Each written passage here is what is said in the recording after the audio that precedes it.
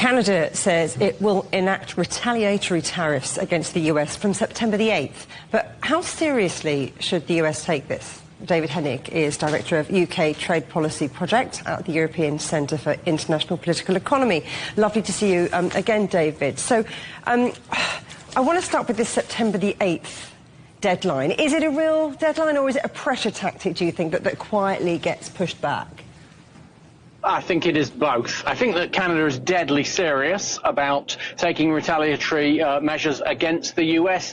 Political pride, Canada's reputation is regarded as being at stake here. They have every intention of following through. But at the same time, they've provided this window, which is an opportunity for maybe for calmer heads to prevail. At this point, that doesn't look likely. But what we know with President Trump is that he's quite capable of reversing course and claiming victory. So he could do this, and he has been given now this 2-week period to do so.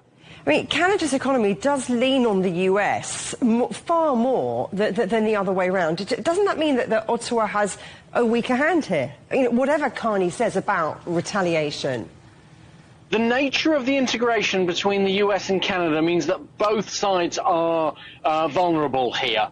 I've been seeing studies today that suggest that, yes, Canada would take an economic hit from a larger scale trade war of the sort that now President Trump is now saying that he can go higher in tariffs. But I've seen figures that suggest that after 1 year it would reduce growth to zero, but then the Canadian economy would recover after that. So Canadian exports do predominantly go to the US, but the economy is not completely dependent on the US. And at the same time, the US has dependencies on Canada, for example, for energy imports. So if this was to get nastier, then you could actually see both sides suffering economically. We've talked a little bit with our correspondent about the market's reaction being a little bit flat so far, except for autos. And I'm wondering if you think that the shock has already been priced in, you know, because American companies have had years to prepare for this. You know, are they actually ready, or is this about to hit supply chains like a sledgehammer? No, I think it's the nature of these particular tariffs where extra on which are being increased. It's only covering 20 billion of imports into the US, and it would only be the same amount of US imports into Canada.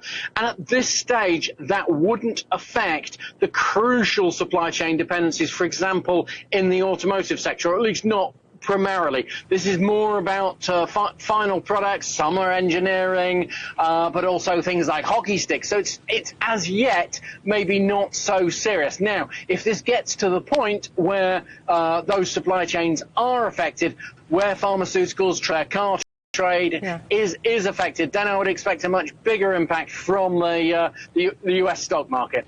Well, you know, Carney says he's talking to other people. You know, if this standoff continues, drags on, who else moves in to fill the gap? Is this Canada's moment to strike new trade deals elsewhere? And if so, with whom? Canada has already been talking with the EU, though that they already have a pretty good trade deal with the EU. It's been having conversations with China as well. It's been trying to work on enhancing other trade arrangements. So Canada is already in that diversification place, and it will continue, I think, to work in that way. They can't, though, ultimately replace the US, and there is going to be some calculation that at some point, under Trump probably, but even if it's a successor, the US will at some point take a more traditional, a more reasonable approach, and will not be imposing these tariffs. So that is Canada's long-term bet here. This is not something that is likely to stay over time. This is a short-term problem. It may become a medium-term problem, but no other US administration is likely to behave in quite the same way towards them.